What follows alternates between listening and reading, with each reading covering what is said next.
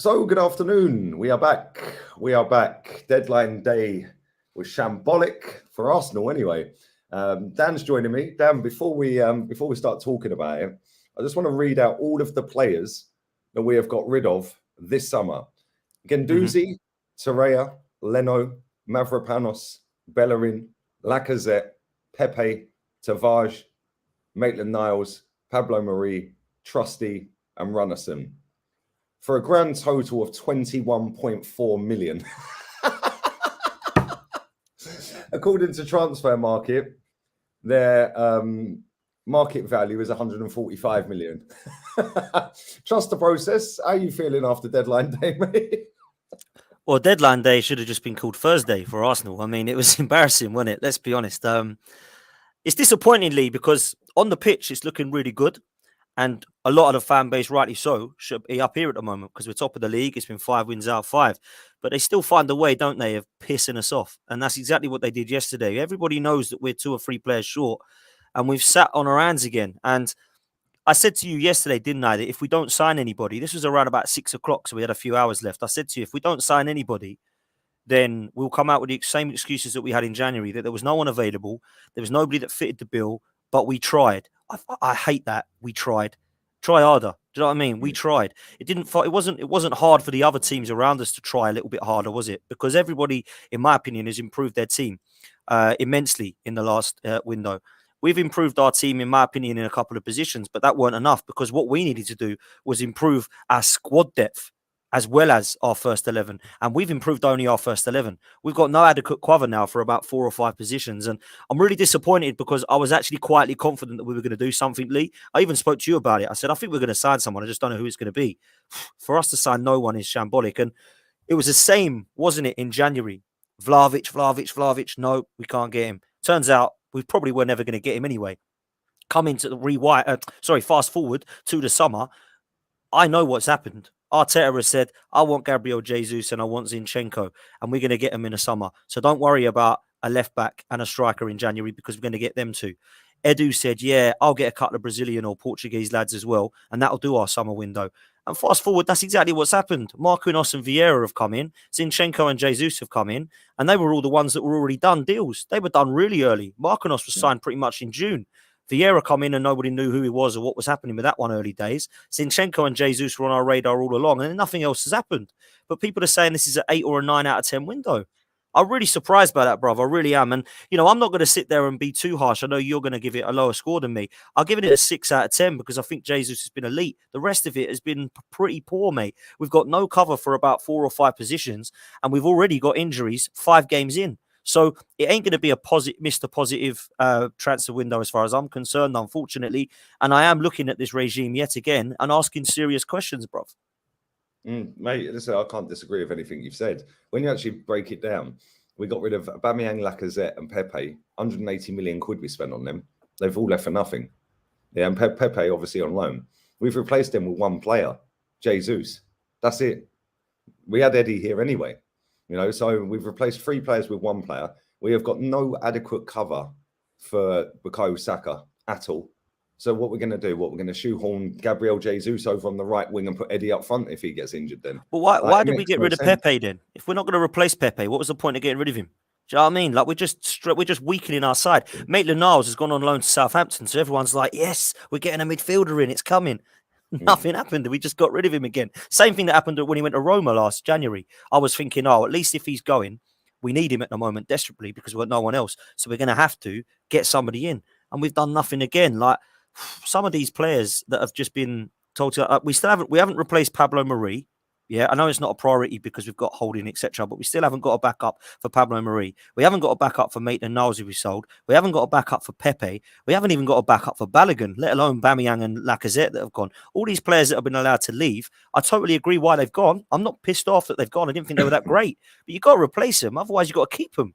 So I don't understand where we're going, that we've now got 4 competitions, a World Cup season, 5 subs that everyone can use. We've got less players than last year. I don't understand it, bruv. I'm so confused. Mate, it's mad, isn't it? And the thing is, we were told in January, oh, don't worry, mate. Like, we're gearing up for a big summer. Really? This is the big summer, is it? Yeah, Edu on the 20. I want to read some of these things out as well. I know I've sent them to you last night, but for all the people watching, there's over 850 in here. Subscribe to Dan's channel, people. The link is in the title of the video. While I find some of these clips. I wouldn't want to tell you what. I wouldn't want to see a non-proactive window. If this is a proactive one, imagine if we have one that ain't. Jesus. I see. Last night, Arsenal were deciding whether to walk away or submit a third offer for Douglas Luiz, as Villa rejected the second one. The player wants to move, but Villa are holding firm despite the expiring contract. Crucial hours ahead, and Arsenal are still hoping they can pull something out the bag. This is Arsenal Football Club on deadline day, badly needing a midfielder, being held to ransom by Villa for a player who's got 9 months left on his contract. Why ain't they ripping up his contract and letting him walk out for nothing? Because that's what you do, right?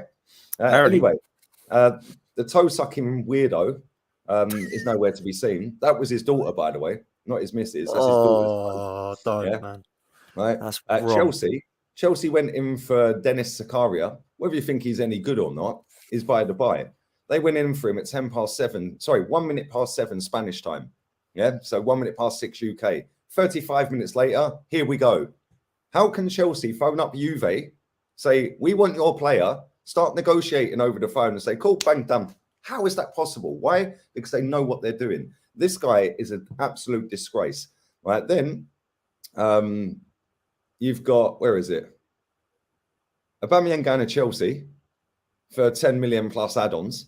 But this was a player that we couldn't get a transfer fee for. It's impossible to get a transfer fee, Edu said in that All or Nothing. Well, Barca had just done it. Yeah, we paid £7 million, by the way. We paid £7 million to Barcelona to take Aubameyang, didn't we? So we paid £7 million to terminate his deal so that he can go to Barcelona, and they've got £10 million off of it. It's absolute shocking, mate. It's an absolute shambles. They've actually earned more than that because he took them from 7th to 2nd. Got them in the Champions League off at the back 13 of that. goals. Selling their TV rights left, right, and centre. They've probably earned about 200 million quid out of him signing. You know, with all the money, it's not just solely on him, but they brought him in January to do a job. He did the job. Then you've got a geezer on Twitter getting his mate's dad to park a minibus outside Douglas Luiz's house, and it's a black Mercedes, the same as the ones Arsenal use. So now this fan base decided to start logging into motorway cameras, tracking this van down the motorway. Turns out it was only his mate's dad's van. This fan base of taps. Then, with the transfer window closing, Arsenal have decided against making a third offer, a journalist said. You then go to, Edu admits Arsenal still have a lot to do in the transfer window. That was on the 24th of July. Since then, we've signed no one. Miguel Aziz, another midfielder. Yeah, went on loan to Portsmouth, came back. Everyone was getting wet over his new thighs. Oh, he's been in the gym. Look at his legs. Yeah, well, he's just gone and signed for Ibiza. What's that all about? Yeah. Where's the other one I wanted to see? Yeah, Maitland-Niles confirmed to Southampton. Why? Because everyone's banging on about squad depth and versatility. Well, he's the most versatile player in the squad. Edu, on the 25th, we are now really going to go. Now we are really going to go for things. Arsenal transfer chief Edu Gaspar sends Premier League warning. That was on the 25th of July. We didn't sign a single player since. Yeah, he's a liar. But we was warned because Edu going to Arsenal, my condolences, we were told. Yeah, by a Brazilian, whoever he was. Yeah, I see that. Yeah. Yeah, I see that. Right, the one that gets me the most is the one where it says there's still a lot of work to do, and this was in July, and nothing's happened since that comment. I mean, that is unbelievable, isn't it? It's mad, isn't it? But then all you get down is people saying, "Oh, but we've got rid of the Deadwood." Really? Well, Cedric's still here. Rob Holding's still here. There's two straight away. Yeah, El Neni is Deadwood, but we gave him a new contract, and now we've got no adequate replacement for Thomas Partey because Sambi Lokonga, despite playing well the other day, is not the answer. He should have gone on loan. Yeah, it should have been him going on loan and maybe Maitland-Niles staying. Yeah, but it's mad. But we basically got rid of Leno for 4 million and signed Tina Turner for 7. And now Ramsdale's hit and miss whether he's playing Sunday.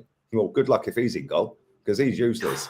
Yeah, we then signed Marquinhos that people are bigging up. Well, nobody watches Brazilian football unless you live in Brazil.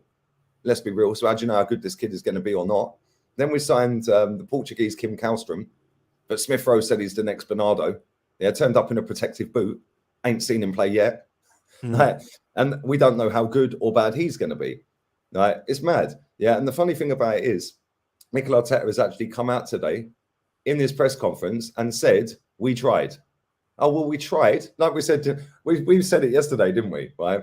We said he's going to come out and he's going to sit there and say, we tried. And at the end of the day, we have to bring in the players we feel are right, but we didn't manage to do that. And that was after 3 bids for Douglas Luiz. How do we know he's going to say that? What do you mean you tried? This is Arsenal Football Club. This is one of the biggest clubs on the planet. Yeah, these players, Tielemans has got 9 months left on his contract. Douglas Luiz has got 9 months left on his contract. When players want to, or teams want to get our players with 9 months left on the contract, oh, let's just rip up the contract. Go on, off we go. We saved the wages, lads. Why don't Aston Villa and Leicester do that then? Because now they're letting their players go for free, or maybe in January for a slight fee. Why can't we do that? Yeah, it just stinks, Dan. I'm baffed. Yeah, because and the thing is, I've seen a lot of people saying, yeah, but we're top of the league. Yeah, if Man United beat us on Sunday, they're 3 points behind us. All of a sudden, it ain't that great, is it? Because they were bottom of the table after 2 games with 0 points, no goals scored.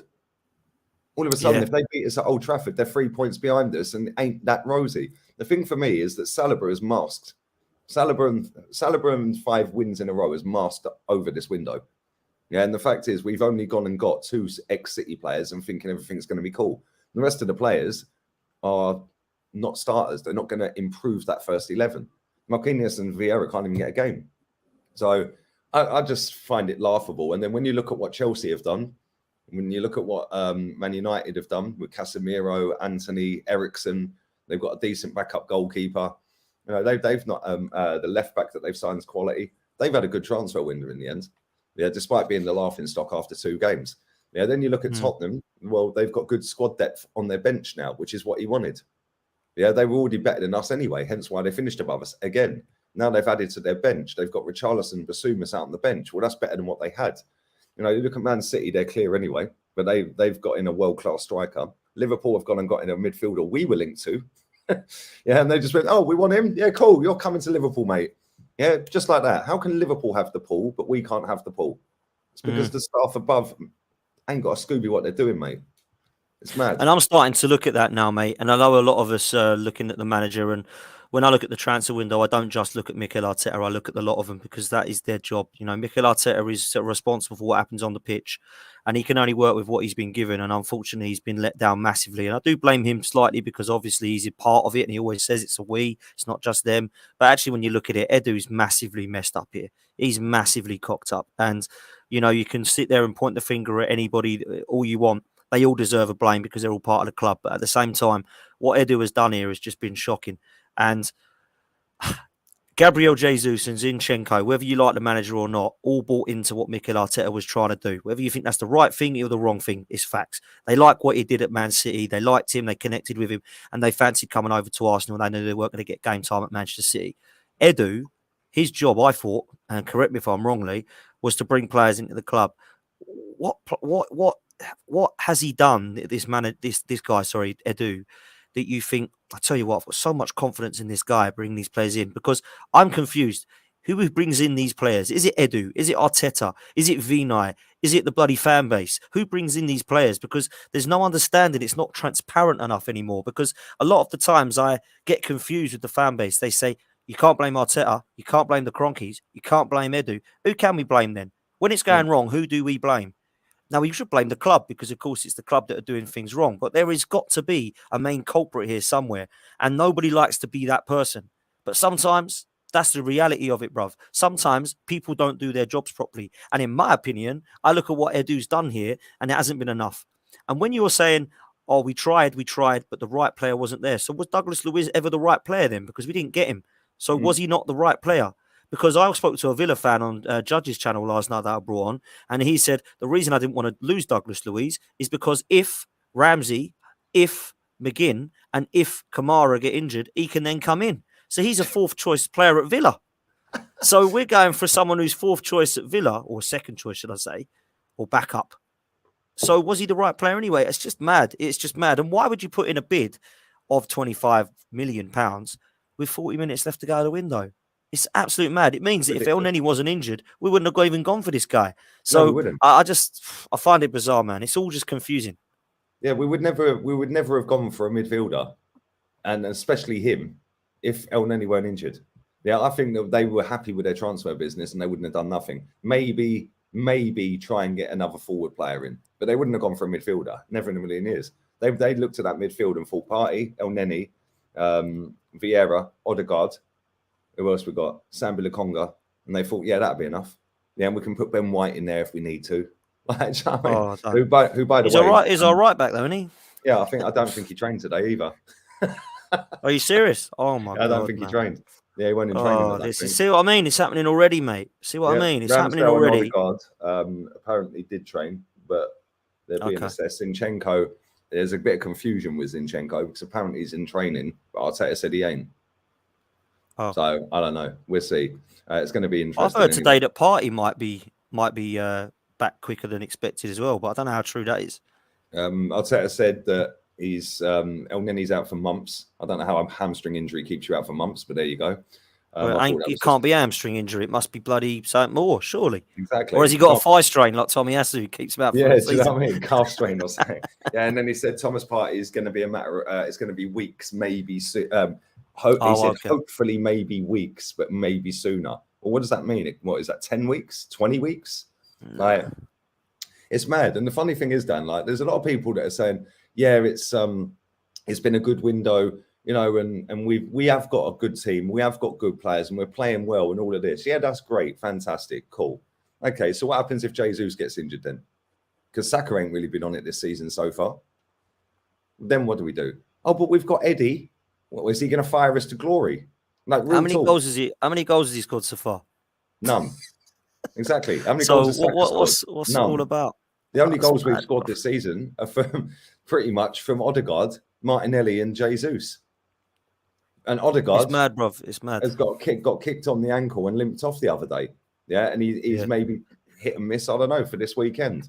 Yeah, if Jesus gets injured, we're fucked. Yeah, if Saliba gets injured as well, by the way.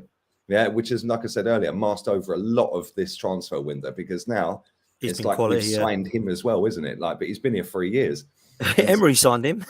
It's mad, isn't it's funny that, isn't it? It's absolute crazy. Guy who scored our winning goal the other day was signed by Emery as well, wasn't he? Yeah. Guinea at the back, Gabby in attack, both signed by Unai Emery. Yeah, and Saliba. The tequila song, Saliba, another Arteta signing, apparently. Yeah, it's mad. And like you look at it, and so this Thomas Partey thing, man, I'm going to bring it up, and I don't like to mix politics with football, but this is a bit strange for me, mate. This Partey one, I don't know when he's going to come back. That don't sound like he's injured to me, Lee. There's something going on there, isn't there? There's something 100%. Going on. Here we go. That comment there. Partey isn't injured for me. That whole situation seems too scripted. How can you, as a manager, not know when your player's back? Exactly. That's weird. And why is it Arsenal that are always the team that are so vague with stuff? Yeah, El Neni is going to be out for months. Well, how many months, Mikel? Why don't these people ask him these questions? How many months roughly, Mikel? Yeah, is it 1 month, 2 months, 3 months, 4 months? Then he said Partey is going to be hopefully. He said hopefully weeks, if not sooner. So what does that mean? Weeks, if not sooner. But is that pending investigation, like for something else? Yeah, or is he actually injured? We don't know, do we? Yeah, so why don't they come out and tell us?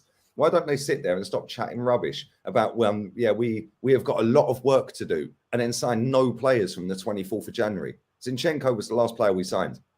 Yeah, we ain't done nothing since. We're now in September. The window's shut. We've got Man United coming up. We've got Tottenham and Liverpool coming up in the next 4 games as well. Yeah, all of a sudden, get a few injuries coming up against Man United, Tottenham, Liverpool. I think we've got City and Chelsea coming up before the end of November. So by the time this all go off to the World Cup, yeah, we would have played most of the big teams, albeit most of them at home. Yeah, but then when they come back from the World Cup, we've got all of these teams away from home. Yeah, and that is in the latter part, the second part of the season, where you're going to get even more injuries, especially after World Cups and that. There's nothing stopping any of these players getting injured at a World Cup, is there? Most of them are going to be there. Like, Dan, it's just baffling, mate. We have got rid of. I read out all them players earlier, yeah, that we've got rid of for 21 million. Hey, Guendouzi's worth that on his own. Yeah, it's a sham. It's a sham, mate. And the other thing that's a sham is I saw something yesterday that said oh, this financial fair play thing has affected Arsenal this window. How is that even possible, Lee? We've halved our wage bill. We've got rid of ridiculous players on ridiculous wages like Hector Bellerin, like Aubameyang, like Pepe now. All of these people that have gone, how have we now not got no money? Because we've spent ridiculous amount of money over the coming seasons, yes. But that ridiculous money was on wages that we've now got rid of. Kolasinac was on 125k a week. He's gone. Mustafi's gone. Ozil's gone, Aubameyang's gone, Lacazette has gone, Pepe's gone, Bellerin's gone, and then the other players you've just listed out over the last couple of years, we've got rid of all those wages. And what, now we're under financial fair play? I think it's an excuse, mate. I don't agree with any of that stuff. How have Manchester United and Chelsea managed to spend £290 million and we've only managed to spend, I think it's 119 million that we've spent in this window? And we're apparently going to have a powerful window, according to Edu and Arteta. So how is that a powerful window? My first question. And how is this? And second question is, why are people coming up with the excuse of financial fair play? We could only afford 25 million for Tielemans or Douglas Luiz. It's a madness. I don't feel like, I haven't trusted the ownership. I haven't trusted the board. And I don't trust some of the stuff the manager says from day dot. And they just keep giving me more evidence to suggest that I'm right. Because I love the way we're playing at the moment. I think we've been fantastic in the first 5 games, albeit we haven't played anyone big yet, but I don't make the fixtures. We just have to play who we get given. We're beating them. It's brilliant. But let's be serious for a minute. Do we honestly believe this squad is good enough to compete with what we want to be doing this season? We've got 4 competitions, and this is what I want as an Arsenal fan. I want to see a title challenge. At the moment, we're in one. Whether you believe that we're going to last there is a different question. We're in a title challenge at the moment. I think top 4 is more realistic to push for. But at the moment, the way the table says is that we are currently top of it. I want to see us win that Europa League, and I want to see us going into the deep competitions, deep stages of both of the domestic cups, because I feel at the moment, Manchester City and Arsenal are the 2 teams on form, which means that the other teams in that cup competition we're currently playing better than. In the Europa League, Roma and Man United could give us a game. Otherwise, we should be wiping the floor with every single one of them. So when I look at what we are supposed to be doing in my head, and I look at that squad that's supposed to be good enough to compete with those 4 competitions, I think we're way off, mate. I think we're way off. Because unless we have that first 11, or first, let's say we've got 15 players. We need 20, by the way. But let's say we've got 15. And those 15 players don't get fit. We've got a sneaky chance of doing something this season. That ain't going to happen, mate. We've already got Partey, El Neni, Zinchenko's played. This is 5 games in, by the way. Ben White, Erdegaard, Ramsdale. We're not 15 games in. We're not even a quarter of the season in yet. And we've got all these problems. So I think we're getting to a serious issue here, man. Listen, I've seen improvements 100%. I think Jesus, Zinchenko and Saliba have taken us to the next level. Whether that level is going to be good enough is going to be yet to see. But I look at what we've done in this January transfer window, and it's just been deflating, if I'm honest with you, bro. Yeah, mate, totally agree. I think that Jesus, Saliba and Zinchenko, they are levels above the level that we were at last season. Yeah, and that I like Aubameyang. Yeah, and I'm not going to sit and cuss Aubameyang ever. I find it hilarious he's gone to Chelsea. Yeah, wouldn't it be even more hilarious if he outscored all of our strikers? Oh, don't. Can you imagine? I think he's injured as well. Imagine? Yeah, so it'll be 2 months behind by the time he kicks the ball. He'll bag for fun at that lot. But it's funny because when you look at it and dissect it properly, right? Yeah, we've got, I think, 9 games. Jake says in the chat, 9 games in October. 9. Wow. That's a lot of games in 1 month, mate. I don't think we've ever had 9 games in a month before. Wow. I've been doing watch-alongs for years. Yeah, and I think the most we've ever had in a month is 7 that I can remember. That's basically what we're looking at there. That's 2 games a week and then 3 games in 1 week. That's mad, bruv. That's mad. Yeah, it's crazy. And we couldn't do it with 1 game a week last year. Do you know what I mean? So that's 1 game a week last year. 1 game a week, yeah, with a bigger squad last year than we've got this year. Yeah. We've got 2 players that have not kicked a ball for the first team yet, in Marquinhos and Vieira. We don't know how they're going to adapt. We don't know whether they're going to be up to the speed of the game, whether they're going to get Premier League football straight away and hit the ground running, or whether it's going to take 6 months or so, like it did with Odegaard when we first loaned him and he did hardly anything. Yeah, do you know what I mean? It could be like that, couldn't it? He could have a whole season for that Vieira of it's nearly there. Same with Marquinhos. Yeah, Marquinhos, I think a lot of people are expecting to just burst onto the scene like Martinelli because he's Brazilian. The fact and reality is this youth project stinks, in my opinion. We've got some good players. Don't get it twisted. We have got some good players. But we have not done anywhere near enough And it looks like he's just kept hold of all the ones that say, yes, Mikel. No, Mikel. Okay, Mikel. Oh, yeah, okay. Do you want to be the brain today or do you want to be the heart? I'll be the brain today, Mikel. Whereas the other players, the more experienced ones that have left, they were just looking at him like he was an idiot. Yeah, with a youth project, it's very easy, especially when you've played in Brazilian fourth division and stuff like that. Yeah, and some of these other lesser leagues. Yeah, it's very easy that when you're getting cited by Arsenal and you sign up for Arsenal, you're going to sit there and go, okay, Mikel, yeah, no worries, because you're excited, you're eager. He's in control of your career now. Yeah, and you're a young kid, you've come from nothing. Now you're sitting in an Arsenal dressing room with Jesus and Zinchenko like serial winners. Yeah, so you're going to sit there and go, okay, Mikel, this is why I didn't fucking want it. Why can't we, as a football club, people say, oh, but he's one for the future. Well, the future's now, mate. We're on this season. We're not on next season yet, are we? Yeah, the future is now. So why don't we go and get players ready for now? What was the backup to Douglas Luiz? Because it only seemed like, right, well, I'll tell you what. Oh, yeah, Douglas Luiz, he was in Man City's youth setup. I'll tell you what, Mikel, do you know him? Oh, yeah, I do know him. Do you want him? Yeah, okay, we'll go and get him then. Yeah, oh, we can't because they're playing hardball. Oh, let me get on the phone to him. Do you want to be a potato, guys? Come on, guys, you can be the potato. Like, what is this crap? Real talk, Dan, it is bullshit, right? And then to put in another bid, 40 minutes from the end of the window, like you said earlier, what a disgrace. Yeah, what an absolute disgrace. And as soon as that happened, I sent you a message and I said, tomorrow, he'll put, we tried. Yeah, absolute BS, mate. Yeah, and this has happened so many times at Arsenal. We buy players at stupid high money, right? We then get rid of them for free, terminate a contract or loan them. Hence why we've got rid of about 20 players, or well, maybe less than that, 15 players or whatever it is, and we've got 20 million quid back. Yeah, that is a joke, right? Then what happens is clubs know we're now desperate. They know that they can bully Arteta and Edu because they're clueless. Yeah, so it's, I'll tell you what we do then. 30 million, you can have Douglas Luiz. Now we're bid 22. Now we're bid 23. Quick, should we bid 25? Like, it's pathetic. Crazy, isn't it? Mate, you could terminate every contract this guy's terminated. He's terminated 7 players' contracts, Edu. What does he actually do? 7 contracts he's terminated. He's loaned out another load of players. We could have done that. Anyone could have done that. Anybody could have done that. And then all he's done is phone up a couple of Brazilians.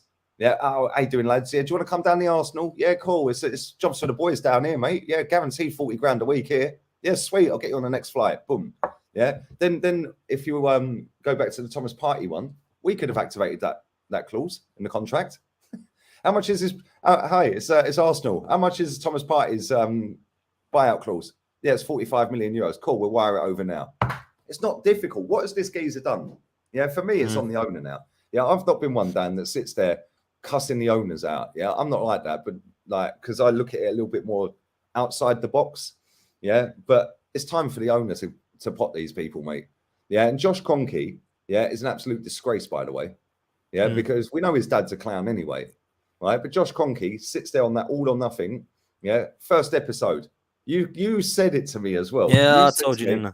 After the first episode, you said we won't see him again, and he'll come back and make an appearance at the end, and it'll look like he's been there the whole time. How the fuck do you know that? Mad, isn't it? Because it was obvious. This is what Arsenal do. They finesse people. They twist and market things so everything seems bigger and better than it is. Edu saying, yeah, we've got a lot of work to do and blah, blah, blah. And we didn't sign another player. Josh Kroenke sitting there. Oh, yeah, well, we need to get more in line with the fans. We need to do this. We're getting the right foundations in place, this and that. Cool, yeah, the foundations might be in place. Now go and buy proper players. Players, right? No disrespect to Fabio Vieira because I ain't seen him play yet.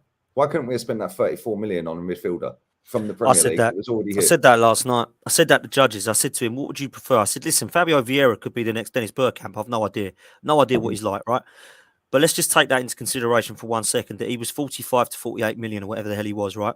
And we could have spent that on Bissouma and Tielemans. Do you know what I mean? Or at least some of it on that. Yeah. So we had money for Vieira and Douglas Luiz, which is, let's say, 80 million. So we could have got Bissouma and Tielemans this window, but we didn't. So why is it that we are so excited about this transfer window when we're so short, yet people want to hype up Fabio Vieira when they've not seen him, let's be honest. And some people might have. That's unfair. Some people might have seen him, but I don't think there's many that knew who he was. He certainly wasn't on people's radar, that's for surely. But for me, if we had Bissouma and Tielemans at Old Trafford on Sunday, would you feel a hell of a lot better going into that game? Because I know I would. If that was Yeah, our midfield 100%. instead of Chakra along Lokonga, and to be fair, Chaka's played well and Lokonga did on Wednesday night. But when you look at Bissouma and Tielemans and what they offer, it's absolutely perfect for what we needed. Somebody in there who's a destroyer, like Bissouma, who can play with Partey or instead of him, and somebody like Tielemans, who can play with Partey or instead of Chaka. And we've managed to go and spend that money on potentially Luiz, who didn't work out in the end, and Fabio Vieira. And I'm surprised why, because we didn't need another number 10. We needed a defensive midfielder and a centre mid. So it's bizarre, bruv. It is, isn't it? And when you look at it, Bissouma was 25 million. I mean, that's a bargain. Let's be real. Yeah, with all the transfer fees we've seen over this window, Chelsea signed a centre-back from Leipzig for 90 million I've never heard of. Then loaned him straight back. Vardiel, that Vardiel, yeah. I've never heard of the guy. Like, he might be amazing. 90 million. Yeah, Man United has spent 100 million on Anthony. You know, some of the prices that have been Fofana, 75 million.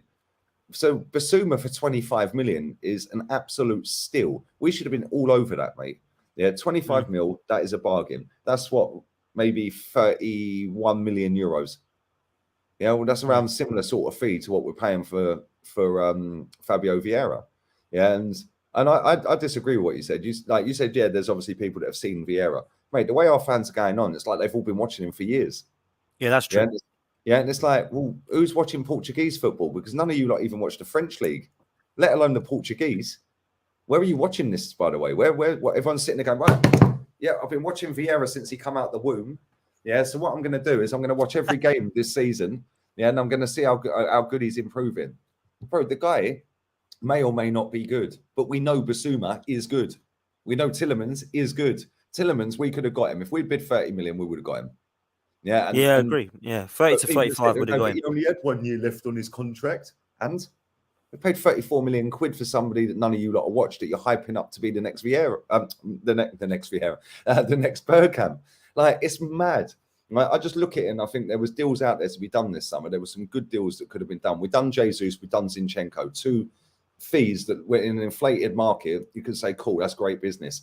Bro, the rest of it, they're squad players. I wanted people to come into this club, players to come into this club to be first team starters players. Yeah, that's what I wanted. And then you get the backups. We could have gone and got Pedro Neto this summer. Why didn't we? Why didn't we? Yeah, Why didn't we go and get a striker? Apparently linked with him. But we were linked with loads of wingers, mate. We didn't get one. So what is all that about? It's because Pepe went, then we got linked with every winger going. We got with Jeremy Pino, Zaha, Mudryk from Ukraine. We got linked with Pedro Neto. And then we did nothing. So, you know, I think Pepe should have gone. I'm with you. I like Pepe. But he should have gone because the manager was treating him poorly. But you've got to replace him, man. You've got to replace him. Lee Henry, what was that? Yeah, mate, this guy puts this in every time he comes here. I don't even know who this Colleen is. Who's Colleen? Oh, I know Colleen. From Football Terrace. Yeah, Colleen. Yeah. I have no idea, bro. She's a lovely girl, man. Lovely girl. Yeah, she's a nice girl. Every time he comes in my chat, he puts that same comment. And listen, there's over 2,000 people watching this. Make sure you're smashing the likes up. Like I said, 2,050 people watching this. Make sure you subscribe to Dan's channel as well, people. We've got 408 likes. Dan's channel is in the title of the video. Dan, where do we go from here as a football club? Because obviously we've got an owner that's silent. For me, his son's a fraud. Yeah, talks a good game, is a little bit more involved, which is cool. Yeah, but it says, oh, I want to meet the fans. I want to do this. Oh, where are you then, mate? Yeah, where are you? We know Arsenal watch all the streams out here, so get him on the channel. He can come on and I'll ask him some questions. How about that? I'm a fan. Yeah, you're a fan. We've got 2,000 in the chat. Yeah. If you want to speak to the fans, start doing stuff like that and it might build bridges. Yeah. Instead, what I've got in my head is Edu is the perfect puppet for their regime. Yeah. And Arteta is also the perfect puppet for that regime, because that article I sent you, I can't remember, it was some Brazilian chief or saying, called him a name. And that name was basically, he's a yes man. Yeah, that's basically what it meant. He's a yes man. Yeah. And it was like, so we've already been told that Edu's a yes man, and now we're expecting something other than a yes man. Yeah. He's obviously sat there with his feet under the table, nicking 2 million quid a year, going, yes, Josh. No, Josh. Yeah. Okay, Josh. Cheers, Josh. Not actually, you ain't got a fucking Scooby about football. I do, or allegedly do. Let's do this. Why don't we do this? Yeah, we've seen it before in that all or nothing. Edu's walking around that fucking meeting room with a big smile on his face after a loss. Yeah. And Vinay was sitting there making him a coffee. Like, it's pathetic, mate. This lot have not got a clue. What does Vinay actually do? This is a guy that done a deal with a fucking Chinese car company that don't exist, and he got promoted off the back of it. What does he do? Because when Ivan Gazidis was here, everyone was cussing him, and that's the same job, right? Yeah, I believe so. He's gone to AC Milan and ain't done too bad, by the way, Gazidis. But I look at Vinay Venkatesham and I understand to myself, where is it that he is progressing us, or what is it that he is taking the role of? And no one can tell me. Nobody can understand. I know what his role is, Lee. His role is get us into a European Super League. That is what his role is. And he nearly did it. Yeah. And because now it isn't going to happen because the fans kicked off and we protested, he's now been, what am I going to do now? I'll just stay there and be a spare part. How embarrassing was he on the All or Nothing documentary, by the way, Vinay? He comes in, sits down like you've said, and he just looks like a spare part. Nobody even speaks to the guy. He just sits there and has to talk to someone. It's mad. The guy is. At the end of that, he then sat there and went, "Yeah, this season's been a success after 2 8th place finishes. Get the fuck out. Leave." Embarrassing. It's one of the biggest clubs in Europe sitting there saying fifth's a success. This is where we're at. We need a whole reset, mate. Get them all out. Every single one. Listen, you asked me before, where do we go from here? I don't think we have any other option as a fan base than to let this play out and then look at the top and say, are you happy? Are you happy? Now, if we go and win a title, if we go and win the Europa League, if we get ourselves into a position where we believe we're progressing, then the fan base will be absolutely fine with that. But if we don't, I'm not caring about what the fan base want, because the fan base, majority of them have already proved to me that they're happy to be seeing progress from 8th to 5th. I'm going to look at him up top and say, you happy with this then, are you? Because we've now come, let's say it goes wrong. Let's just say it goes wrong, right? Let's say it goes absolutely catastrophically wrong. And we go, let's say 6th, and we are trophyless, right? What does Kroenke do? Does Kroenke get rid of everyone? Does Kroenke say, we nearly did it again, and we'll give him a load more money in the summer? Because that's my question mark here. I'm going to let this play out, and there's going to be few people that I'm looking at, and there's only one person I'm going to be looking at, and it's Josh Kroenke or Stan. Let's be honest, it's Josh Kroenke. Stan don't care. Yeah, Stan's in America. He's made it quite clear he doesn't care. Are we looking at Josh Kroenke and saying, you've come onto the television a few times over the last 2 years, telling us to be excited, telling us to believe, telling us to trust, telling us to understand that this is going to take time. Well, we've given it time now, and it still hasn't got to the best. So if this comes and falls flat on its arse, I'm going to ask why he's not sacking him. And if he's not sacking him, I'm going to want this protest to be going ahead to get him out. Because that's what frustrates me. We get protests from fans and then it all goes quiet again. We signed Pepe, it went quiet. We did a European Super League, they stopped it, it went quiet. We need to be on the next of these owners, in my opinion, because I don't think that everything is quite as rosy. We're sitting top of the table, so then it papers over the cracks, doesn't it? We've got a very, very, very poor... Sorry, that comment.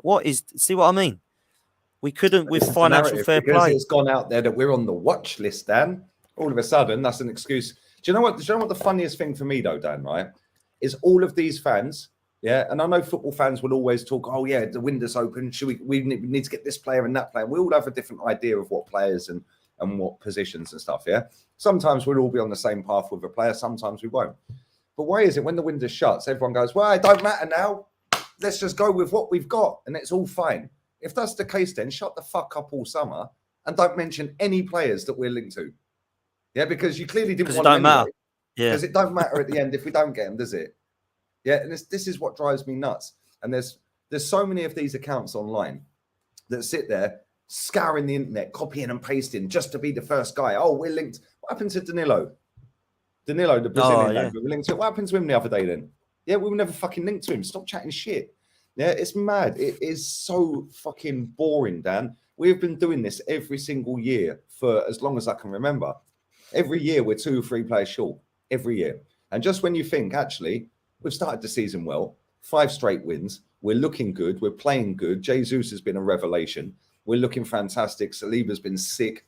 We're looking really cool. Now let's just go and get a couple more pieces to that jigsaw. Exactly and let's really have a go this season. They go, nah. It's boring, man. Like it's true though, isn't it? Every year, I remember on the Wenger, no one was available. Well, they ain't if you don't bid for them, mate. You know what I mean? How many more years have we got to put up with being nearly good? And then what's going to happen is, come the summer, if we don't win anything, you're going to have players like Martinelli. I see today, and this is the biggest load of crap I've seen on the transfer window. I see a story yesterday saying Milan are going to come in for Gabriel Martinelli for 40 mil. Then I've seen a story today. Arsenal rejected 43 mil for Gabriel Martinelli on deadline day. No, they didn't, because nobody bid for him. Yeah, but now it's, oh, look, Arsenal kept one of their youngsters. Do you know what I mean? But come the summer, if we don't win anything, 100% there's going to be some massive football clubs coming in for these players, mate. Yeah, and yes, we'll get big fees for them because they're under contract. Yeah, who cares? Yeah, that's then Project Youth in the bin. If Bukayo Saka leaves this football club, that's Project Youth dead and buried. And it's funny because, but he could be gone in the summer, couldn't he? It's funny because I had Big Stephen Grizz on my channel not too long ago, and they were both saying that they really like what Arteta's done in terms of the young players coming in, and they went on a little bit about what they thought the project was looking like. And at the end of it, Steve said, well, I think we've given you Jesus and Zinchenko because I think your lad's going to be coming to us at the end of the summer. And he smiled. And I said, so this youth project ain't worked then, has it? Because we've sold the youth. Yeah. So how can we sit there and say we understand what's happening when? Because this is going to go. This is, if we don't start competing, this is all going to fall apart. Because we've seen this before 3 times. We did this with Ramsey and Wilshere in the last youth project, and the one before that was Fabregas and Van Persie, Nasri and Clichy and all them lot. We've seen this before. This ain't new. This is what makes me laugh. This is a new regime, a new project, a new youth project. It ain't. This is completely the same as what we did before. In 2008-9 season and got to a Champions League semi. Facts, and that is facts. Nobody was banging on about youth then, were they? Oh, what? Oh, yes, but Arsene Wenger couldn't get to the final because it was the youngest squad in the Champions League. Nobody was saying that crap, were they? Why? Because it was all about getting the job done. Try and get to the final. We didn't. We got battered by Man United. Sky Sports even made an advert out of it without the ball, where Ronaldo, Tevez and Rooney were all breaking away. But to compete in the Champions League to a semi-final with a younger squad than we've got now, there's no excuse for this guy, mate. Yeah, I don't want to hear excuses about youth this and youth that. We chose a youth project. We decided to go down the youth project road. Yeah, that is on the football club. That is on the owner. That is on Vinay, Edu, Arteta. Because if Arteta had any balls about him, he'd say, well, I don't want a load of kids. What am I going to win with kids? You win nothing with kids. Yeah, only Sir Alex Ferguson's ever fucking done it. And look at the players he had around them kids. Yeah. I was talking about this the other day. Yesterday with Henry and a few others, and they were saying, yeah, but he had Steve Bruce, they had Pallister, Paul Ince, players like that in the team. Do you know what I'm saying? So it's like you've put experienced, quality footballers around a load of young, talented footballers, and then you've got a world-class manager in Fergie, and he went and won them the title. And to be fair, we've got a rookie manager who's learning on the go. Yeah, we've got a fucking technical director who's too busy sucking his daughter's toes to actually go and do any business. And then just rips up contracts like it's nothing. Yeah, pathetic. Then we've got a CEO that, like you said, is a spare part. What does he do? We've got an owner who will fly in every now and again, chat absolute crap. Yeah, get on the start of the all or nothing, get on the end of the all or nothing, and then we ain't seen him ever again. And then we've got a fan base that have bought into this crap because you've got ex-players, and journalists chatting absolute crap. And no doubt next week there'll be another kit out. Whoa, let's wheel out righty again. It is fucking embarrassing, Dan. This is one of the biggest clubs in the world. And did you see the state of our bench the other night? It was like a championship bench. This is Arsenal, man. It's pathetic, isn't it? It's pathetic. Honestly, it was... Then it was even worse. We're lucky we had Smith Rowe on the bench. Otherwise, it's a fucking championship bench. It's mad. Yeah, I mean... Smith Rowe and Vieira are the two that people are excited about, but of course we don't know what Vieira and Marquinhos are going to be like. They could be brilliant, by the way. I have no idea. I'm not going to sit here and slate them.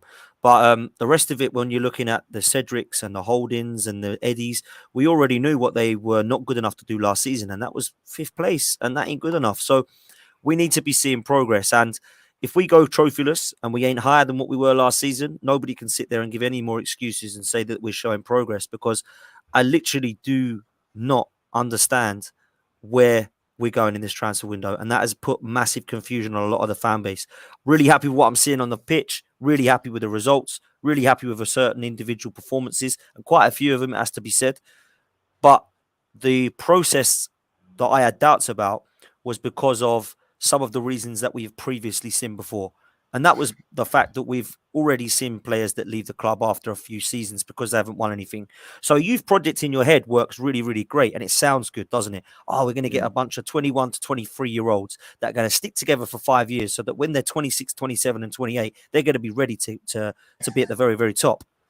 That ain't going to happen because by the time they get to 24, they're going to be thinking, I'm going to go and win something now at Newcastle. I'm going to go win something now at Man City. I might go to Chelsea who are back in it now. Or I'm going to go abroad to Barcelona and Real Madrid. They're not going to stay at Arsenal and say, do you want to win something now at Newcastle, let's say in 5 years, you're winning everything, or Man City? Or do you want to go and do youth projects in Arsenal and in 5 years' time, you might just be touching distance with them? I don't want that. Everybody wants it now. And the All or Nothing documentary said it when Granit Xhaka and Smith Rowe were talking. You're one for the future, kid. Yeah, Granit Xhaka was right, but Smith Rowe's not thinking about that. He wants now. What's happening now? I want to be in now. And I like that attitude. That's what I've always been about. And the reason that I don't like future next 5 years is because I've been waiting 18 already. If I was waiting Lee, if I was Liverpool and in their shoes and I wanted to go a different approach because Salah was touching 30 and so was Van Dijk, so was Mane leaving, I might be looking at another youth project thinking, do you know what? This has worked quite well. We now need to go with a different mould and a different generation of players under Klopp because it's worked over the last 5 years. I might understand and be able to get behind that. The reason I can't get behind it is because this is nothing like Liverpool, mate.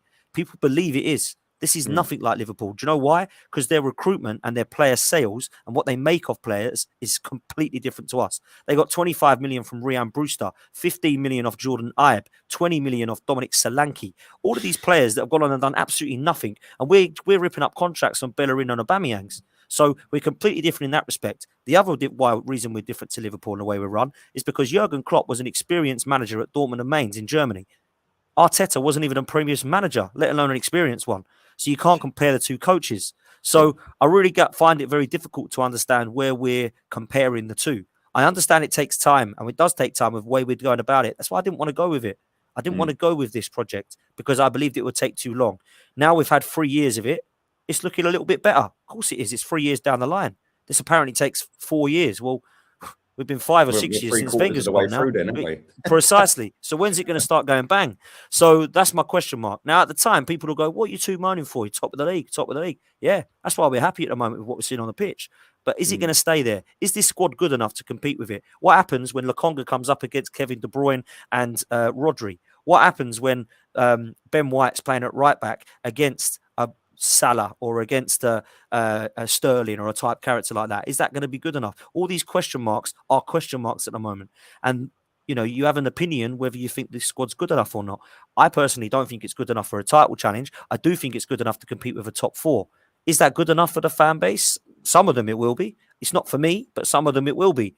If we don't win the Europa League and get ourselves into the Champions League spot this season, I don't see how anyone can say it's a successful season or that it's even shown any form of progress. So that's why I'm holding the people at the top to account if we don't get that outcome at the end of it, because Stan Kroenke, as far as I'm concerned, and Josh Kroenke need to be looking below them if that isn't the case and say, hang on a minute, we employed this guy 3 seasons ago. This is his 4th season at Arsenal, albeit one of those was only a handful of games which he won the FA Cup, but he's had 3 seasons here now, and we got the end of it, and we haven't even got into the Champions League, let alone give a title race. We spent over like close to £1 billion doing it. It's got, you know, there's got to be answers along the way somewhere, and I can't see how else it will end for Mikel Arteta other than badly if we don't get into the Champions League this season at the very bare minimum, mate. Mate, I agree, and this is a great comment, by the way. City have made 250 million in sales since January. Wow. 250 million. Wow, yeah, that's mad. There was a comment saying we're going to come back to it in a bit before we wrap up. Just saying, like, rate the other team's transfer windows. We'll do that in a sec. Yeah, that'd be good. Yeah. But when you actually look at it, how like, you're right in the comparisons to Liverpool, because like Klopp got the job in the October, and then I think he finished 8th, or 7th. Yeah, he did. Yeah. The following season, his first full season, he got straight into the Champions League. Yeah, he did. Yeah. And as soon as he got in it, he got straight to the final and lost. The following season, he got in it again, got straight to the final and won it. So how is there any comparison, with Arsenal, Mikel Arteta, Liverpool and Klopp? There ain't. Yeah, Klopp was an experienced manager that had already been Champions League finals, won titles, and managed a football club, 2 football clubs actually. before he came to Liverpool, and he inherited a poor squad, but their recruitment is miles better than ours. Yes, they've had players that have flopped. Yeah, I think Kate has been shocking for them. Yeah, what a waste of money he is. Yeah, they've got other players that haven't been great for them as well. But the fact is, yeah, they're on a different planet to us with recruitment, yeah, with management. Yeah, everything about that club is different. Man City are the same. Man City have got a world-class manager, world-class players. And there was a comment saying that their bench is worse than ours. Yeah, their bench the other day had a load of kids on it. Their youth are better than our youth, mate. Don't get that twisted.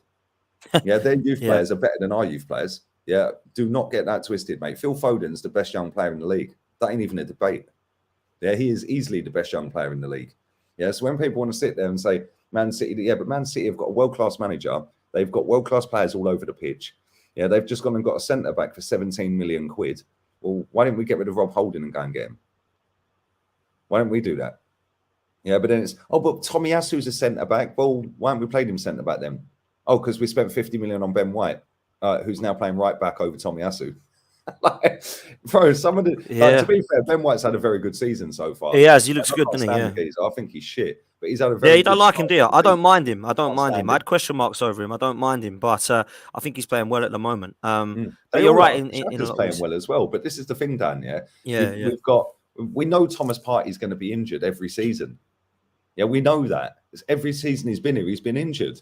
We know Tierney's made of glass. I love that boy to bits, but he's made of glass.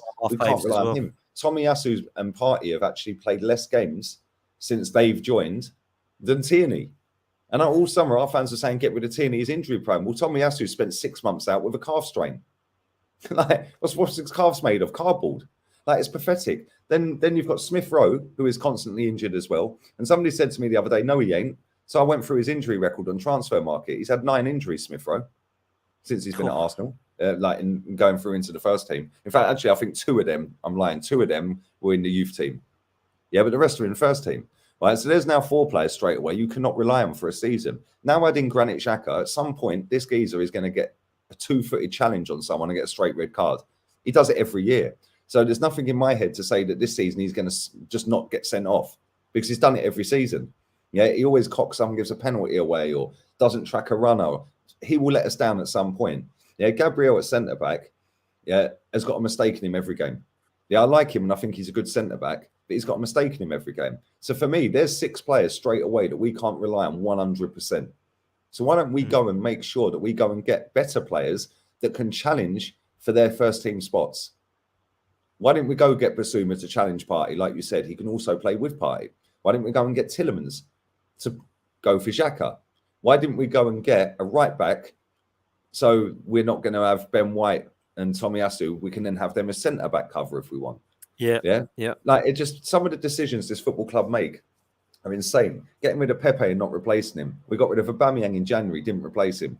Yeah, that decision went well because we didn't get Champions League, did we? Yeah, this season, great start. Fantastic football we've been playing. We have probably played the best football in the league so far. Oh, definitely have. Yeah. And the thing is, it's not sustainable though, Dan. That's the thing for us, or for me anyway. It's not sustainable because like the guy said earlier, 9 games in October we've got 9. Yeah.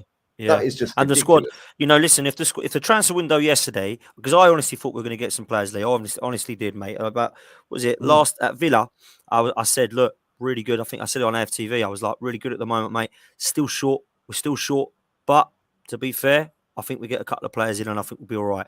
And we did nothing. And now I'm worried. And it ain't about, oh my God, you were loving the team, now you hate it. Well, I've got reason to now be worried because they've not done anything in the last couple of days of the transfer window. So of course we're now worried because we've got a really thin squad. So, what we want to be doing in terms of the competition at the moment is try to do the best in every single one. Otherwise, what's the point of being in them? I don't want to mug these cups off. I don't want to go into the League Cup and go, well, let's just get rid of this one. Let's get rid of the FA Cup. We've won that enough times. Let's go for this Europa League and try and get top 4. I want to go for all of them. So we need a squad that's going to compete with that. And all that, on top of that, we've got a World Cup. We've got everybody that can use their squad depth that they do have with their 5 subs they're going to be able to use. While Tottenham can bring on and Chelsea can bring on and City and United and Liverpool can bring on, we're trying to fling on Eddie with 20 minutes to go and El Neni and Holding and Cedric. That ain't good enough, mate. I'm sorry. We did that last season and we proved that it weren't going to be good enough. So when you look at our squad, it's not strong enough. When you look at our first team, I do like it, Lee. And I know you don't like some of the players. I actually do. I actually think this first 11 is fine. But after that, I'm struggling, mate. I'm really struggling. And if that makes me negative, that makes me negative, you know. But I personally just feel that what I've seen with my own eyes is not good enough backup options and adequate cover for this Arsenal side to compete in the level that we want to be. And if people want to try and get in the top 6 again, we're probably going to do that. But that ain't good enough for me, mate. I don't want to be in the top 6. No, Jesus exactly. Christ. I just want to highlight this comment very quickly. Edu has done an okay job, not a great one. Ridding the deadwood correctly is going unnoticed. Bro, I could get rid of the deadwood if I'm just ripping their contracts up. Since he's been our technical director, he's ripped up Williams' contract, Bellerin's contract, Socrates, Mustafi, Kolasinac, Aubameyang. Who else? There's another one. There's one more.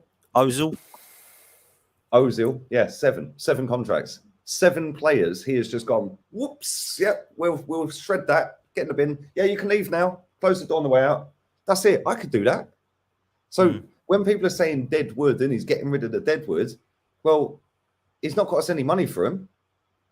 When other teams get rid of their dead wood, they're getting 20 million quid a pop. It's mad. Like, it's crazy. Like, look at the players we've got out on loan. Like, we've got Maitland-Niles on loan. Is he deadwood?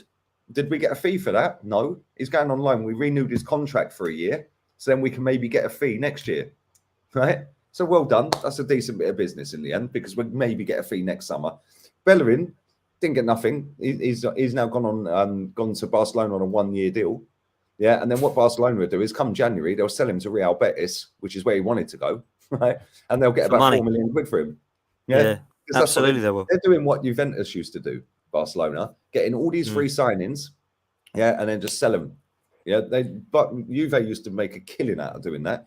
Yeah, and then you look at the other players that we've got online. Pepe, how much do we get for him? Oh yeah, nothing. So it's all in good saying we've got rid of the dead wood, but we got what, 10 million for Guendouzi? That's a shambles, mate. If he was at Chelsea, they would have got 40 million for him. Yeah, not even a question. Do you know what's mad? Those 3 players you bring up there, right? Those 3 players you bring up there. Let's take Guendouzi first of all. When he was killing it, because he was killing it at one stage for Arsenal under Unai Emery, PSG and Barcelona were rumoured to be interested for between 40 to 50 million for Guendouzi.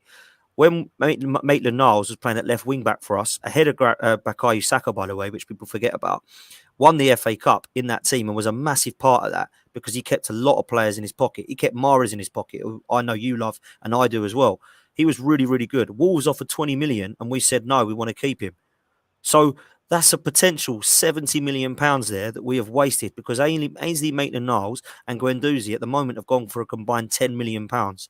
Hector Bellerin, at one stage when he was, 21, was wanted by Barcelona for about 50 million pounds. So all of these players that we've now ripped up contracts for, let them go, got them on loan, no obligations to buy, were all wanted a few seasons ago, and we decided not to bother with it. So I personally feel like the player sales at this club for the last 10 years probably has been nothing short of shambolic. And even with this regime, nothing has changed. We haven't learnt from our mistakes. We bought players that are has-beens. Back in the day when we signed Mikael Silvestre and Kim Kallstrom, we are now doing the same with Willians and David Luiz's. Now, I think Arteta has learnt from that now and has said, no, we ain't going to do that again. Finally, right? It's taken a couple of seasons, obviously, but he's learnt from that now. But we need to look at this squad seriously, mate, and see where realistically it can finish throughout a season. And the reason I'm worried is because we've already got injuries. We've got a squad of about 15 players, 4 or 5 of which are now got knocks or are injured, which means we can just about put a first 11 out.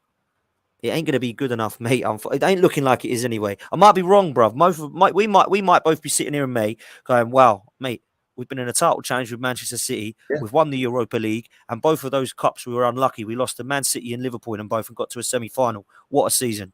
I can't see us doing that, mate. And if we do, I hope we do, because I'll be proven wrong. Brilliant. Top 4. Yeah, well, there you go. There you go. And the thing is, you said about Europa League, and the teams that are in it are pretty poor. Yeah, and most of them are. But bro, let's not forget, this guy had his pants pulled down by our previous manager in this competition. Yeah, and Olympiacos. Pulled down by Olympiacos, who are also in this competition. Yeah, so it's like, I just look at it and I think, yeah, the teams are not great. On paper, you look at them and think, yeah, we should be beating most of these. But that's because we've got Arsenal as this massive, fantastic, big football club. Yeah, I think we're forgetting that the squad's pretty light and the manager ain't that great. Yeah, and it's like, You know, you've got Jose Mourinho in this competition. I wouldn't put it past them winning it. Wouldn't put it past them winning it at all. Then you look at the Champions League, there's going to be third place teams dropping down. And if you look at Barca's group, Barca, Bayern, Inter, one of them's coming down. Now all of a sudden it's an issue because now it's all, hang on a minute, it could be Barcelona. Yeah, or it might even be Bayern Munich. Can you imagine if they end up in the Europa League? Well, you might as well just give them the trophy. So I don't think that's a shoe-in to win that. The FA Cup is disgraced us for that after winning it. Yeah, for the last 2 seasons, he's just took the piss with it. Yeah, the League Cup, fair enough, we got to the semi, but then we come up against a decent team and bang, you're out. Yeah, after Ben White was laughing at Minamino, by the way. Yeah, well, that went well. Oh, yeah. Yeah, do you know what I mean? That went well, didn't it? Yeah, absolute clown. Yeah, and I look at it and I think if we're in week 5 of the season and we've already got this many problems injury-wise to this squad, how are we going to be when we've got 9 games in October? How are we going to be when we hit all the big teams in October, November? How are we going to be when our players all go off to the World Cup in Qatar? How are we going to be when they come back? Because most of our players are going to be at that World Cup. Yeah, and every year a World Cup's on, or every time there's a Euros on, injuries happen. It's part and parcel of football.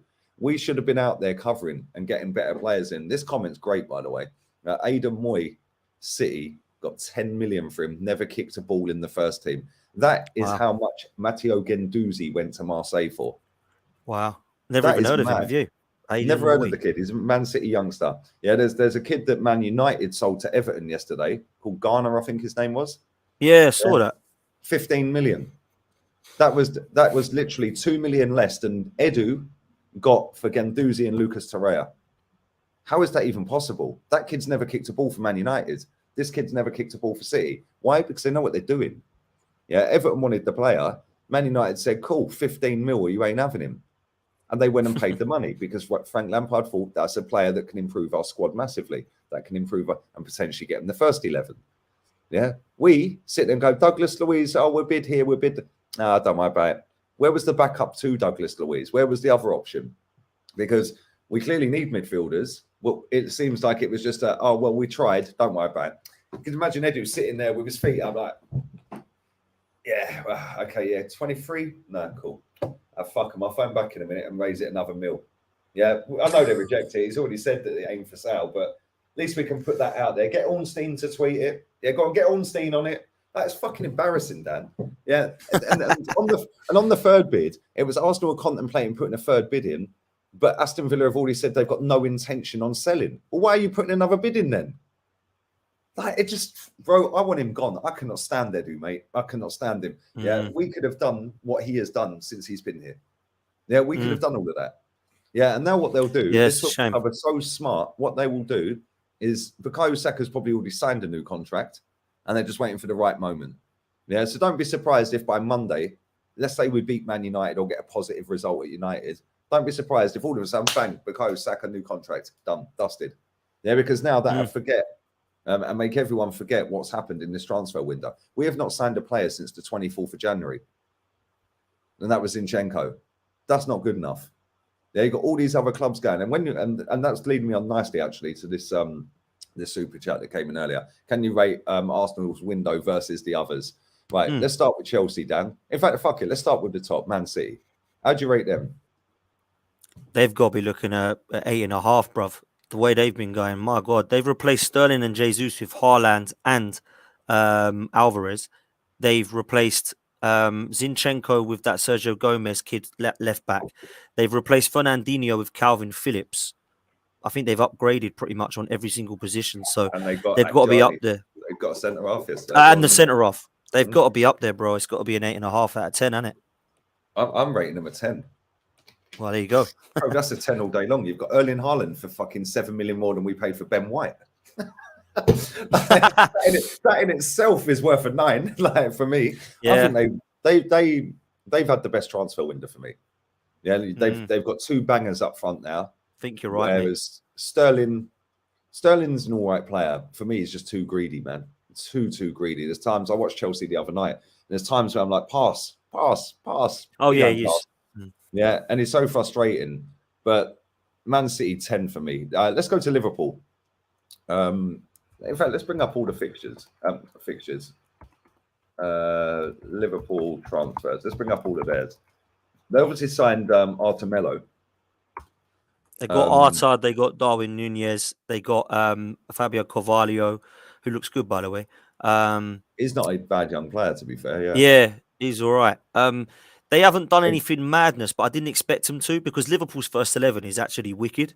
It's just their strength in depth that was questioned. I actually think their strength in depth improved last season when they signed Cunate. They got Simicas. They've got Gomez to cover at right back. They've still got Matip at the back. Their goalkeeper now back up is definitely better than it was in Adrian of late. They've now got Kelleher. Obviously, in midfield, they've now got Arthur Melo when Thiago's out. They've still got the likes of Oxlade-Chamberlain and Keita, who I don't really think are great, but obviously have cover. Henderson and Milner are still there. Darwin Nunez, Firmino, Jota, Luis Diaz, Salah. Bro, they've got a good side, man. I can't lie. But in terms of their transfer window, I don't think it's been outstanding, so I'll give them a 7.5, but I don't think it's been shocking, man. I don't think it has. I actually don't mind Darwin Nunez. A lot of people don't like him, don't rate him. The guy headbutted some geezer and he's completely done himself in. But I think he scores goals, man, and I think he will score goals. So I don't think it's been a shocker. But I'll give it a 7, man. I don't think it's been an amazing one. But what about you? They got rid of Sadio Mane as well, which is a big miss for them. But I'm just looking at the dead wood that they've got rid of. They sold Nico Williams. I didn't even know this deal had gone through, by the way. They sold Nico Williams to Nottingham Forest for 20 million. Oh, my word. 20. Wow. Bro, he's hardly played. Exactly. Yeah, bro. They sold him for more than we got for Guendouzi and Torreira. That's mad. They got rid of Minamino to Monaco for 15 million. Wow. Yeah. Marco Grujic, they got Grujic, yeah, 9 million. Wow. A centre back called Ben Davis, they sold to Rangers for 4.7 million. Oh, see, they bought him for about 2 from Preston. That's what I'm saying. So, didn't they only buy him in the January window? Yeah, because remember they went through that nightmare at the back where they had Phillips and Ben and that guy, Ben Davis. Yeah. So they listen, this summer they deserve credit for that. They've made 80 million. 80 million they've got back in. Yeah, and they spent 90. Which was Darwin Nunez. Yeah. Yeah, they spent 90. So their net is 10 mil. That's how you do business, people. Yeah, and they've got, and then they got rid of Divock Origi went to AC Milan on a free. Shea Ojo on a free to Cardiff. Ben Woodburn, never heard of these players. 2 or 3. Oh, Karius has finally left the building. Oh wow, he's only 29. Do you know that? Shocking, that keeper. Mate, if I was to rate their window, I'd say a 7. Yeah, they've got good money for average footballers, but I think they've massively overpaid for that striker. I think he's crap, mate. Real talk, yeah. Yeah, you don't like him? Nah, bro. I haven't seen him hit a football clean yet. He hasn't hit a football clean yet. Let's go to Chelsea transfers. Obviously, the one that went through on deadline day, well, they had a couple on deadline day, actually, was Aubameyang. They brought in Wesley Fofana, Marc Cucurella, Raheem Sterling, Koulibaly. They brought in a lad called 2 youngsters from Mecca. Yeah, Chukwuemeka. He's the one. I've absolutely butchered that surname. Chukwuemeka. I can't say it. Aston Villa. Yeah, they got him, youngster, 18-year-old from Aston Villa, 20 million, I think. And then they brought in a young goalkeeper for 9 million called Gabriel Solina from Chicago. And they got the Inter Milan, young Inter Milan lad as well, I think, 19-year-old. Oh, yes, they did. They did. But then their outgoings, Timo Werner, 20 mil, Emerson, 15. See, Emerson to West Ham. Yeah. I mean, this guy's garbage. They got 15. Yeah, he is garbage. 15. Yeah, they got 10 million for Billy Gilmore. Kids barely played football for Chelsea. Lukaku, to be fair, they only got 8 million on a loan fee. Yeah, that was a shambles. 1 million on a loan for Malang Sarr. Yeah, other than that, they've got rid of Christensen, Rudiger, and then just literally a load of kids. Ross Barkley's not got a football club, neither's Danny Drinkwater. Hey, we need midfielders. Yeah, there you go. There's 2. Jeez, can you imagine? Mate. Listen, I think they've had a great week. He gets in our midfield. Ain't that scary? And so does our bloody Drinkwater, probably. I'm joking before anyone thinks I'm being serious. So am I. I tell you this now. I think they have had a good window. I know they're shocking on the pitch at the moment, but I think they've had a really good window, man. If Man City are getting a 9, I've got to give them close to that as well. Aubameyang will score goals for them. I like Sterling, and I think Sterling's going to score goals for them. He frustrates the hell out of me at times, I must say, but he does score goals. I think Cucurella is wicked. He's definitely better than Ben Chilwell and Alonso, in my opinion. I think Wesley Fofana and Koulibaly have replaced Rudiger, and Christensen have probably upgraded on him. They're a midfielder short, perhaps, but that Dennis Zakaria may come in and do something. But he's highly rated and definitely knows his football. And of course, they've got a couple of youngsters to back up as well. I think they've got to be up there with City as having one of the better windows for me, man. So yeah, I'll give you a 9, bruv. I'm going to give them an 8.5. 8.5. Only because they've allowed some players to leave for literally nothing. Yeah, like Lukaku, Rudiger, Rudiger, players like that. Yeah, I think that's just poor. But that was kind of the different regime. But the players they've brought in, they've done 280 million. This is all in euros. I'm giving these figures, by the way.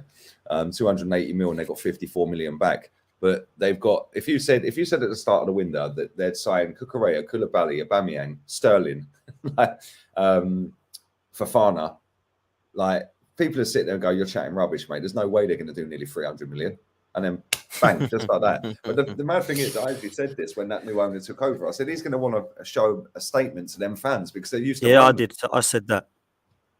It's mad. Let me quickly rifle through these super chats, and then we'll go to the Spurs transfers. We should have brought a midfielder. We didn't learn our lesson from last year. Hopefully, beating United Sunday will lift my mood. Big up to you, Abdi. Appreciate that, my friend. Big up to Anthony. If Arsenal offered 80 million, you'd get Bernardo Silva. Well, there you go. Yeah, 80 million, Bernardo Silva. Edu signed players like Martinelli, Ramsdale, Gabriel. Right. Well, yeah, but then he also signed Runnison. What does that mean? Runnison, Savage.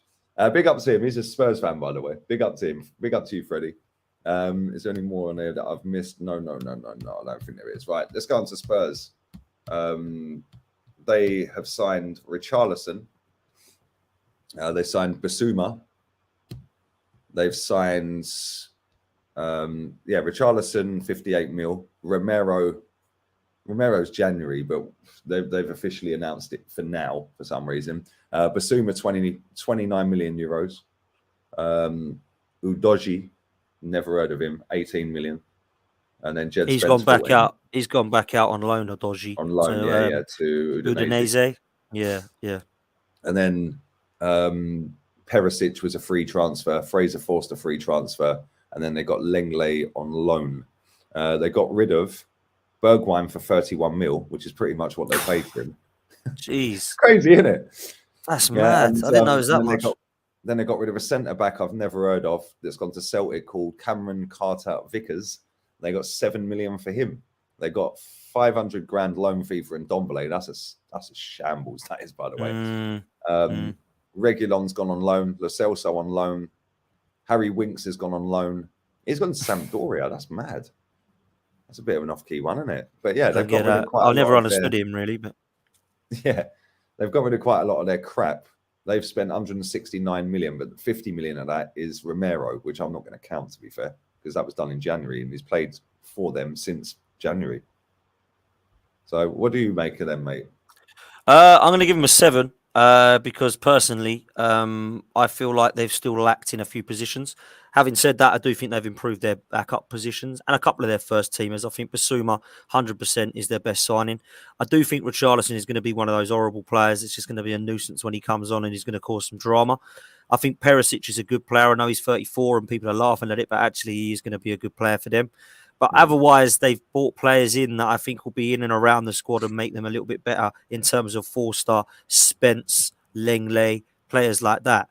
For me, I still think they're missing a couple of centre-backs, bro, because I don't rate any of them, if I'm honest. Ben Davies, Eric Dyer, the rest are crap. Romero's the only one I rate. Davinson Sanchez, I don't rate any of them, bruv. So I still think they're struggling there.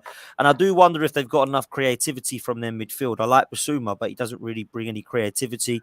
Bentancur is a good footballer. but likewise, not sure he's too creative. And I certainly don't think that Højbjerg is. So I think perhaps they're missing a creative midfielder and a centre back or two. But I think they've had a 7 out of 10 window. It's been not too dissimilar to Arsenal, not by miles, but I think it's just above them because they brought in a little bit more cover than we have. So I'll give them a 7, bro. Yeah, I'll give them a 7 as well. I think that they already had a better team than us. And before people start crying, well, they finished above us 6 years straight. So that means they're better, right? Oh, no, but they've just got Kane and Son up front. We'll go and buy a Kane and Son then, innit? Like, instead of moaning about it. So, yeah, I'll give them a 7 as well. I think they need a centre-back. Yeah, Davinson Sanchez ain't it. Yeah, Eric Dyer, although he's actually been good since Conte's been there, he's been pretty impressive for them. And Ben Davies, nah, he ain't that great. I don't get it, bro. they should have been all over. And I know they got Lenglet in, but he's fucking useless. I don't rate him at all. But no. Yeah, I'll give them a 7. So we've done everyone. Oh no, Man United. Let's go Man United. Transfers. Let's have a look. Well, we obviously know they've done 100 mil on Anthony. Yeah, I mean they have improved their side by a couple of positions, but they're still massively short, in my opinion, mate. Yeah, they've brought in Anthony for 95 mil, Casemiro 70 mil. This is in euros according to transfer. Am I right in saying Anthony's a winger? Yeah, he's not forward. Yeah, right winger. So they haven't bought a forward. That's so bad, bruv. That is so bad. Yeah, they needed a striker. They needed a striker. They still needed, in my opinion, another central midfielder, and I still think they needed another centre half that ain't 5'6". So I think they've had a 6 as well. I think I can't give them much more than that, if I'm honest. I know they spent a lot of money, but they've done 238. They got rid of Andres Pereira for 9.5 mil, and Eric Bailly 2 mil loan fee. Other than that, Pogba's gone for free, Lingard's gone for free, Matic for free, Cavani for free. Chong, it's got a question mark next to it. Don't know what that means. Tellez has gone on a loan to Sevilla. Dean Henderson loan, Diallo loan, Hannibal loan, Alvaro Fernandez loan. Juan Mata hasn't got a club. Maybe we should go and get Juan Mata. And then Lee Grant retired. So they got a whole 11 million back in this summer and spent 238 mil. But the average age of the players they brought in is 23, which is quite interesting. Maybe they're going to have a youth project as well. But Anthony, quality player. Casemiro is the one, though, mate. That is a top player. Yeah, and the left back they only signed him for 15 mil. Do you know that? Yeah, he looks pretty good as well. He's got a lot of heart and fight about him, and I mean, let's be honest, it ain't going to be hard to get ahead of Luke Shaw. I really don't rate Luke Shaw at all. I don't understand the obsession with Luke salad, mate, and you're straight in. Yeah, exactly, bro. Honestly, it's mad. It's mad. And I don't rate Maguire, but yeah, I think Maguire and Shaw are well under. I don't rate Rashford either. I've always had this question mark, and I've always said to Terry on Football Terrace and I about Rashford, and I don't rate him, and he doesn't. We've always had a different difference of opinion, but I just don't get Rashford. I never have. I don't think the overhype has always been mad for me. I just see him as another like Gabriel Bondlahor or Theo Walcott type who's never going to go to that next level and that be that elite level. He's just an all right footballer to me. But a lot of people think he's world class and shit. I don't get it. I mean, he just don't score, does he? So I think they needed a striker, they needed a midfielder, they needed to do more at the back, and I don't think they've done enough for me. So yeah, I'll give him a 6, bro. I think I'm going to give him a 7. And the reason I'm going to give him a 7 is because it was only a couple of weeks ago they were rooted to the bottom of the table, 0 points, and then all of a sudden there's talk of protests, and then bang, 200 mil. And they've fixed positions with Casemiro. They definitely needed that position filling. Yeah, they can put Jadon Sancho on the left, and all of a sudden he's bagging goals now. Yeah, and now this Anthony's going to go in on the right, and then Eriksen, he's been brilliant for them so far, and yeah, I'll give them a 7. Yeah, the left back looks quality though. For me, he's a top player. He's only 22 as well. It's fucking mad. But that Lisandro Martinez is 24. Anthony's 22, and Eriksen's 30. Casemiro's 30. So yeah, Dubravka, the goalkeeper's 33. But they've fixed positions that they needed badly fixing. So yeah, 7. And we've obviously rated Arsenal's window already. You gave it a 6. I'm giving it a 3. I'm giving it a 3, mate. It's been a shambles. Started off really well, Jesus and I thought you'd go lower than me. Yeah, that's for sure. Jesus and Zinchenko. We're like, cool. Now go and get a winger. Go and get a right winger. Yeah, go and get a right back. Go and get another midfielder. Go and get a striker. I feel we needed all 4 of them. We didn't do it. So yeah, 3. Big up to Anthony for the donation. We're going to wrap this up in a second, guys. There's still 2,000 people watching this. So make sure you smash these likes through the roof. Subscribe to Dan's channel. The link is in the title of the video. Nearly on 700 likes. So keep smashing these likes up. Let's try and get that to 1,000 before the end of the show. Can you both name the only man to play in 4 derbies? North East, Mersey, North London, Manchester. That is... I know the answer to this question. I do know the answer to this question. 4 derbies. 4 derbies. Is it Louis Zaha? North London derby. Louis Zaha? Louis Zaha, isn't it? Could be Louis. Maybe Manchester United, Everton, and Tottenham. The North East as well. North East. I do know the answer to this question. Somebody's asked me this before, but it's not Kanchelskis, is it? Oh no, not Kanchelskis. He played in. What is it? Who is it? That's a good question. That. How's it Sterling? Sterling's not Sterling. He's not played for Tottenham or Arsenal. The North East derby is Newcastle. Zaha. He played for Newcastle. It's Louis Zaha. It is Zaha, yeah? Yeah, it's Louis Zaha. I'm sure it is. Yeah, it's Louis Zaha. Interesting. Good question, that. Good question. That is a good question. I've had that in here before. Yeah, I've had that in here before. Zaha started at Newcastle, went to Fulham, then he went to Man United, then he went to Everton, and then he went to Spurs. Yes, Louis Zaha. I'm sure it is. Let us know, Anthony. It's not Welbeck. Welbeck didn't play for Liverpool or Everton. Yeah, it is. It's Louis Zaha. There you go. That's a good question, mate. Nice question, bro. Yeah, well done. What else we got here? Edu playing with his wife's feet. It was actually his daughter's feet, bro. Needed Basuma. Plan B would have been staying with Guendouzi and Torreira. El Neni is better isn't better than the 2 we let go. Totally agree, mate. Yeah, Guendouzi is a top footballer. I don't know why he gets so much hate with our fans.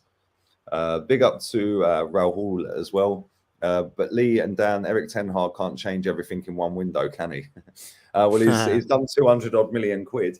And I'll tell you something, Nottingham Forest have spent, how much have they actually spent, Nottingham Forest? I don't know, actually, man. But they've got, 22 players in, is it? 22? Not Football Manager, though, Dan. Oh, mate, it's not FIFA. Unbelievable. I love it when they say that. We can't get more than 5 players in a window. Come on, it's not FIFA. They've got 22 players in. Basically got another 2 teams. They basically bought 2 11s. That is unbelievable. Yeah. They've done 161 million. Wow. Yeah, 161 million. How many players did they get in? They got a right mix of players as well, haven't they? They got young, old, balanced, experienced. Yeah. They've done. I hope they do well, man. I hope they do well a lot for us. Gibbs White, Nico Williams, Emmanuel Dennis. Mate, I can't even pronounce half of the names on it. Yeah, they brought that striker up front that I can't pronounce. Yeah. Jesse Lingard, obviously. Lingard, on the 3. They got Willy Bolly for 2 million. That's a good backup. Bolly, yeah. That's a good bit of business, that. Yeah, they got fucking. They got what's his name in goal? Oh, they got Kuarte from Palace on a 3. Wow. Yeah, free transfer. And obviously Henderson in goal. They got some all right players, man. They got some all right players. They only made 7 million in sales, but they let go. I'm going to count how many players they sold or got rid of. 1, 2, 3, 4, 5, 6, 7, 8, 9, 10, 11, 12, 13, 14, 15, 16, 17, 18. 18 players they got rid of, and they bought in 20. They've just changed their whole football club upside down, inside out, and back to front. One transfer window, and spent 160 million. Yeah, yes, they're in a different stratosphere to Arsenal. We're a lot higher and bigger club, but Atletico Madrid have done it before. Sevilla have done it before. Juve have done it before. Forest can do it. It is doable, people. It is very doable. Conte did it, didn't he, with Milan? Was it Inter Milan or something? He did it with someone. 17 players in one window. Yeah, they had a proper clear out. Big up Long Edge Yeti. We need more players. We've got no depth. That's crazy. Listen, big up for everybody watching, man. This show's been lit. Over 2,200 at one point in here as well. We've had average watch time of 15 minutes, 44 seconds as well. You lot are crazy, man. 700 likes. So smash the likes up. Let's get this on to 1,000 likes before we all wrap up. Dan, what have you got coming up, mate? Because I know you're a busy boy today. Tonight, we've got a Race for Europe show tonight at 5:30. So please come over to Football's 12-Man podcast, smasher, subscribe to the channel. Got myself, Tobes and Lawless that are going to go at it because West Ham and Spurs had each other in the midweek. That's going to go mad. Obviously, Lewis from Chelsea's in the house and he's not happy at the moment because of their loss to Southampton. So that's going to be funny. And we've got Dan United, who's a great lad, and he's absolutely fed up of things at Man United, but have now all of a sudden started to look a bit positive. So we've got that show, and then we've got the other lads coming on a bit later on to talk about their clubs as well. So come over and talk all things football with us, guys, if you can. I'm on the road to 5K at the moment, so if you can come and help with that, that'd be amazing. So appreciate that, and cheers for the plug, Lee, and for sticking it in the chat, mate. Yeah, come on, man. Yeah, the link for Dan's channel is in the title. Just click it takes you straight there. The answer to that question was Paul Stewart, by the way. Oh, Paul Stewart. Played for Tottenham, didn't he? Oh, I wouldn't have got for that, mate. I went for Louis Saha. I thought he played for all of them clubs, but obviously he didn't. So there you go. Fair enough. Or if he played for him, he didn't play. If he played for him, he didn't play in those games, if you get me. Yeah. Yeah, So, true. Yeah, that's very true. But anyway, we are going to wrap this up. I'm going to be back with Rants and Bants official on Twitch at 5 p.m. UK time. He's probably going to have a cigar on the go. He's loving life at the moment. And I ain't.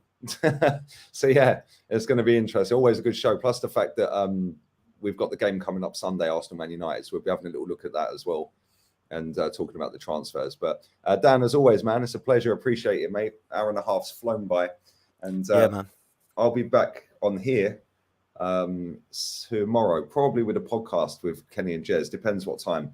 I need to speak to them. But yeah, we're out of here, people. Adios, amigos. Arteta out. Get that toe sucker out as well.